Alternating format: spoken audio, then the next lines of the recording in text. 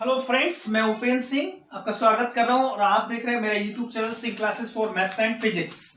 आज हम डिस्कस करेंगे exercise 3.4 chapter 3 that is understanding quadrilateral class in mathematics. Okay, so this is the last exercise of this chapter. With this exercise our chapter finished.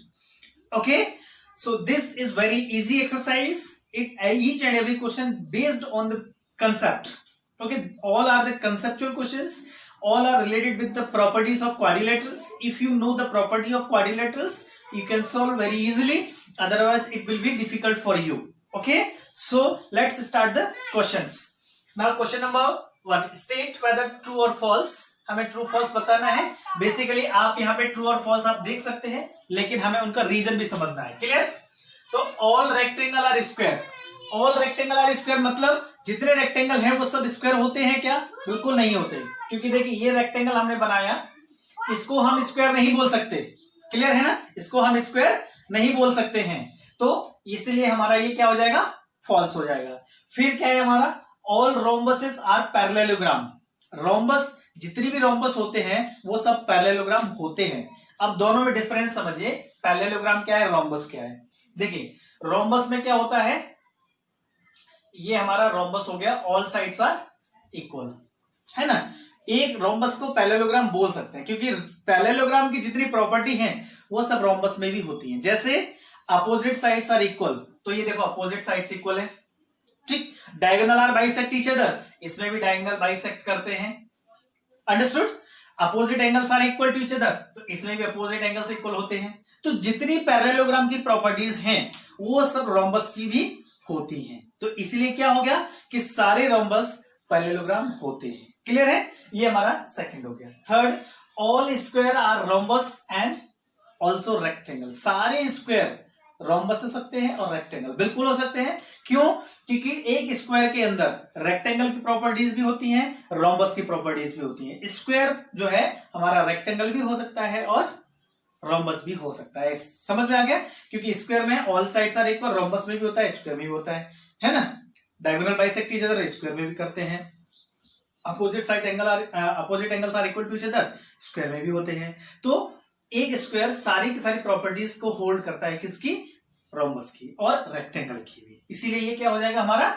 True हो जाएगा, ठीक। All squares are not parallelograms, ये भी हमारा ये false है। All square are not, क्योंकि देखिए नेगेटिव सेंटेंस दे दिया यहाँ पे, आर नॉट, सारे स्क्वायर पैरेललोग्राम नहीं होते, ये गलत है। सारे स्क्वायर पैरेललोग्राम होते हैं, है ना। नेगेटिव सेंटेंस दे दिया इसलिए यहाँ पे फॉल्स लगा दिया है। समझ में आ गया? ठीक। ऑल काइट्स आर रोम्बसेस, ये भी फॉल्स है, क्योंकि काइट्स कैसे होते हैं हमारे? काइट्स में इस तरीके से हम बनाते हैं, ये साइड्स हमारे इस तरीके से बनता है, ये काइट बन गया। तो इस काइट को हम रोम्बस नहीं बोल सकते। रोम्बस में ऑल साइड इक्वल होते हैं, ये रोम्बस है ना। All sides are equal to each other, तो इसीलिए सारे काइट रोम्बस नहीं होंगे, तो फॉल्स हो जाएगा। क्लियर है? फिर all parallelograms are trapezium. Parallelogram में क्या होता है? Opposite sides are parallel. Trapezium में क्या होता है? हम प्रीवियस एक्सरसाइज में बहुत सारे क्वेश्चंस पढ़े थे ट्रेपेजियम को लेके, तो उसमें क्या था? Trapezium means one pair is parallel and another pair is non parallel, यानी कि ये पैरेलल हो गया तो वो हमारे एक पेयर हमारा रोम्बस में भी पैरेलल होता है। क्लियर है? तो all parallelograms are a trapezium. Clear? यानी सारे पैरेललोग्राम ट्रेपेजियम होंगे, लेकिन सारे ट्रेपेजियम पैरेललोग्राम हो ये जरूरी नहीं है। क्लियर है? Next one, all squares are trapezium, यानी वो भी सही है, पैरेललोग्राम भी ट्रेपेजियम होते हैं, सारे स्क्वायर को भी ट्रेपेजियम। क्यों? ट्रेपेजियम में तो एक ही प्रॉपर्टी है, एक कोई भी पेयर जो है वो पैरेलल होना चाहिए, तो स्क्वायर में भी होता है, तो इसलिए सारे स्क्वायर को हम ट्रेपेजियम भी बोल सकते हैं। क्लियर है? Okay, here we discuss question number 2 and 3 of the exercise 3.4. So it's very easy questions, very easy questions. You can see, identify all the quadrilaterals that have, यानी हमें quadrilaterals को identify करना है जिनके अंदर 4 साइड ऑफ इक्वल लेंथ, यानी ऐसे quadrilateral के नाम बताओ जिनमें 4 साइड तो होते हैं लेकिन चारों बराबर हों। तो ऐसे कौन कौन से होते हैं? एक स्क्वायर होता है और एक रोम्बस होता है ना। 4 साइड इक्वल, यानी कि क्या क्या हो सकता है? Square and rhombus. ओके, तो स्क्वायर एंड रोम्बस ऐसे होते हैं जिनमें 4 साइड्स इक्वल होते हैं, ठीक। 4 राइट एंगल्स, यानी 4 राइट एंगल का मतलब जो एंगल है वो सब 90 डिग्री हो। तो क्या क्या है, एक स्क्वायर होता है, एक रेक्टेंगल होता है। तो इसमें हो जाएगा स्क्वायर एंड रेक्टेंगल। क्लियर है ना, यानी रेक्टेंगल में भी ऑल एंगल्स 90 डिग्री होते हैं और स्क्वायर में भी ऑल एंगल्स 90 डिग्री। तो ठीक है, अब क्वेश्चन नंबर 3 डिस्कस करेंगे। Explain how a square is, यानी एक स्क्वायर कैसे क्वाड्रिलेटरल हो सकता है, कैसे पैरेललोग्राम हो सकता है, कैसे रोम्बस हो सकता है और कैसे रेक्टेंगल हो सकता है। एक स्क्वायर कैसे सब हो सकता है, ठीक। तो अब हम बताते हैं। तो एक स्क्वायर क्वाड्रिलेटरल कैसे होगा, तो क्वाड्रिलेटरल क्या होता है, 4 साइड होनी चाहिए ना, तभी तो हम क्वाड्रिलेटरल बोलते हैं। स्क्वायर में भी 4 साइड होते हैं, तो मतलब क्वाड्रिलेटरल हो गया, है ना, बिकॉज इट हैज 4 साइड्स, है ना क्वाड्रिलेटरल। तो यहां पे क्या लिख देंगे, ए स्क्वायर हैज 4 साइड्स, है ना, सो इट इज क्वाड्रिलेटरल, ठीक है। So it is quadrilaterals. Clear है ना। अब पैरेललोग्राम्स, तो पैरेललोग्राम में क्या प्रॉपर्टी होते हैं, opposite sides are equal and parallel. तो स्क्वायर में भी तो यही होता है ना, अपोजिट साइड्स एक दूसरे के, देखो ये स्क्वायर है ना, ये क्या है, ये स्क्वायर है। तो ये स्क्वायर में देखेंगे तो ये साइड इसके बराबर है कि नहीं है, और ये इसके पैरेलल भी है, और ये साइड देखेंगे तो इसके बराबर है ना, तो ये पैरेललोग्राम हो गया। तो यहाँ पे क्या बोलेंगे, यानी कि a square has opposite sides are equal, है ना। तो यहां पे बोल सकते हैं a square has opposite sides are equal and parallel, है ना। तो एक स्क्वायर में देखो, वैसे तो स्क्वायर में ऑल साइड इक्वल होते हैं, लेकिन हम ये भी कह सकते हैं कि ये वाला साइड इसके बराबर है, ये वाला साइड इसके बराबर है, बोल सकते हैं ना। तो यही हमारे पैरेललोग्राम की प्रॉपर्टीज है। क्लियर है। अब हमारे पास आता है थर्ड, एक रोम्बस कैसे होता है। तो एक स्क्वायर को रोम्बस कब बोलेंगे, स्क्वायर में ऑल साइड इक्वल होते हैं, और ये हमारे रोम्बस में भी होता है, यानी रोम्बस में भी इक्वल होते हैं ऑल साइड्स। तो क्या बोलेंगे यहाँ पे, यानी a square has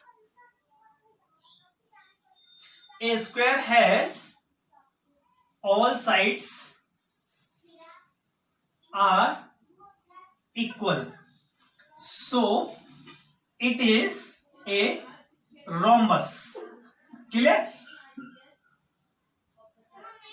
Rhombus. Okay, तो ये क्या हो जाएगा, हमारा रोम्बस हो जाएगा, ठीक है ना। अंडरस्टूड और not? Okay, I am very sorry, here is spelling is wrong, RHOMBUS, rhombus, ठीक है। अब एक रेक्टेंगल कैसे होता है, तो ये तो हम पहले भी डिस्कस कर चुके हैं कि स्क्वायर रेक्टेंगल होता है, because opposite side equal, all angles are 90 degree, है ना।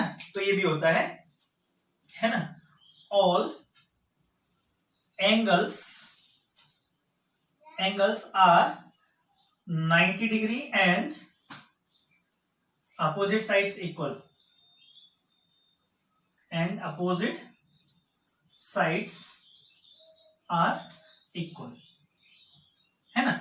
देखो एक स्क्वायर में सारे एंगल 90 डिग्री होते हैं और अपोजिट साइड भी इक्वल होते हैं, तो यही तो हमारे रेक्टेंगल में भी होता है ना, तो इसलिए एक स्क्वायर रेक्टेंगल भी हो सकता है, ठीक है। Okay guys, so now we discuss question number 4 and 5 of this exercise, and this question number 4, name the quadrilateral whose diagonals, यानी हमें उन क्वाड्रिलेटरल का नाम बताना है जिनके डायगोनल बाइसेक्ट ईच अदर हैं और are perpendicular bisector of each other and equal, यानी ऐसे क्वाड्रिलेटरल के नाम बताओ जिनके डायगोनल बाइसेक्ट ईच अदर करते हैं, यानी एक दूसरे को, ये डायगोनल बाइसेक्ट। तो ये जो है हमारे पास, स्क्वायर के डायगोनल भी बाइसेक्ट ईच अदर करते हैं, रेक्टेंगल के डायगोनल भी बाइसेक्ट ईच अदर हैं, पैरेललोग्राम के डायगोनल भी हैं और रोम्बस के डायगोनल। तो ये चारों क्वाड्रिलेटरल ऐसे हैं इनके डायगोनल बाइसेक्ट ईच अदर करते हैं, ठीक। तो यहां पे हमारे पास आ जाएगा स्क्वायर, रेक्टेंगल, है ना, पैरेललोग्राम एंड रोम्बस।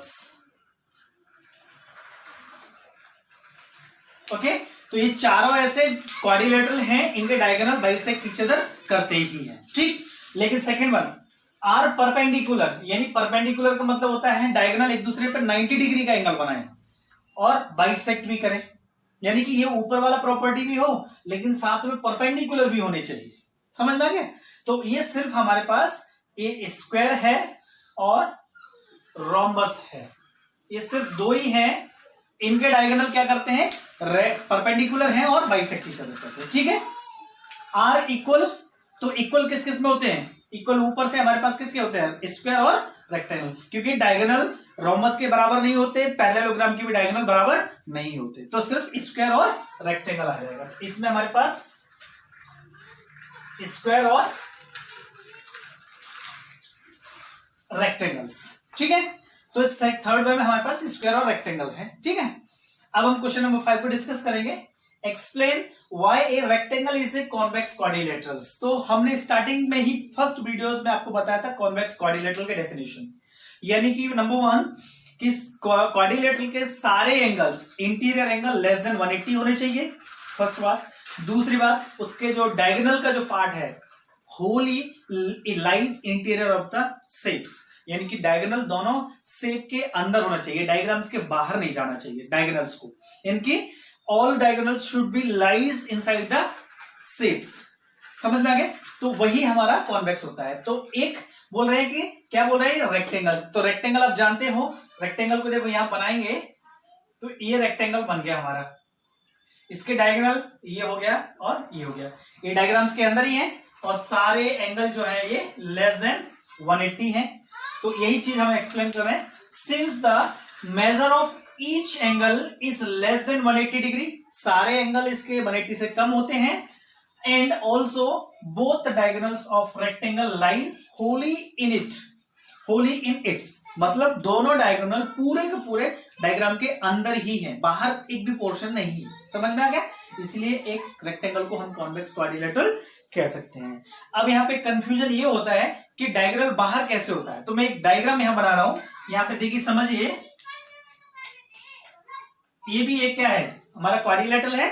तो इसमें अगर ये जो देखेंगे तो ये डायगोनल बाहर जाएगा, ये डायगोनल अंदर आ जाएंगे, है ना, ये डायगोनल अंदर आ जाएंगे और ये डायगोनल भी एक और अंदर आ जाएगा, है ना, ये सारे डायगोनल अंदर आ रहे हैं, लेकिन ये एक डायगोनल बाहर जा रहा है। समझ में?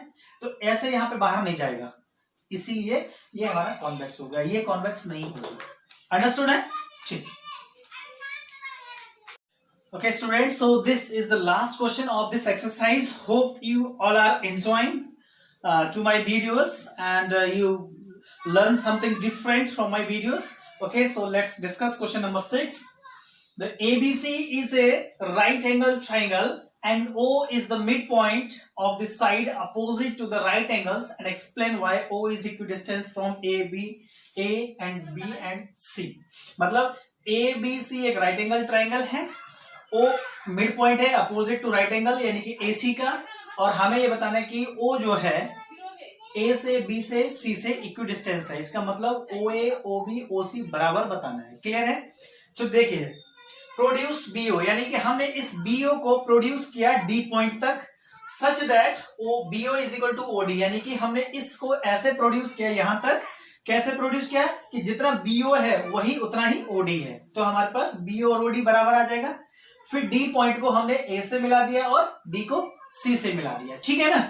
मिलाने के बाद फिर हमारे पास क्या मिल रहा है, ABCD is a rectangle is formed, तो ABCD मिला देंगे तो ये ABCD रेक्टेंगल बनता है। रेक्टेंगल में क्या होता है, diagonals are bisect each other and equal, तो क्या होता है, diagonals AC and BD are equal and bisect each other at O, यानी कि हमें पता है रेक्टेंगल की प्रॉपर्टीज, डायगोनल बाइसेक्ट करते हैं और क्या करते हैं, एक दूसरे को इक्वल डिवाइड्स भी करते हैं, ठीक है। तो यहाँ पे क्या हो जाएगा, OA, इसका मतलब OA और OC बराबर हो जाएगा और OB और OD भी बराबर हो जाएगा, तो ये हमने अपने लिख दिया। But AC is equal to BD, यानी कि diagonals are equal to each others, rectangle में होते हैं, इसलिए हमारे पास OA OB OD यानी कि सब बराबर हो गया, और हमने बोल दिया कि O is at equidistance from A B and C। Clear है? यानी हमने उस राइट एंगल ट्राइंगल से क्या बनाया, रेक्टेंगल बनाए थे, और रेक्टेंगल में फिर वो मिड पॉइंट होता ही है, इसलिए हमारे पास O जो है इक्विडिस्टेंस आ जाता है, ठीक है। इसके साथ हमारा ये एक्सरसाइज खत्म हो गया और हमारा चैप्टर भी खत्म हो गया है। Hope you all study wells, आपको सारे कंसेप्ट समझ में आ गए होंगे, डाउट्स क्लियर हो गए होंगे। Okay, so thank you very much. आपने अगर हमारा चैनल सब्सक्राइब नहीं किया है तो प्लीज सब्सक्राइब कर दीजिए। Thank you very much.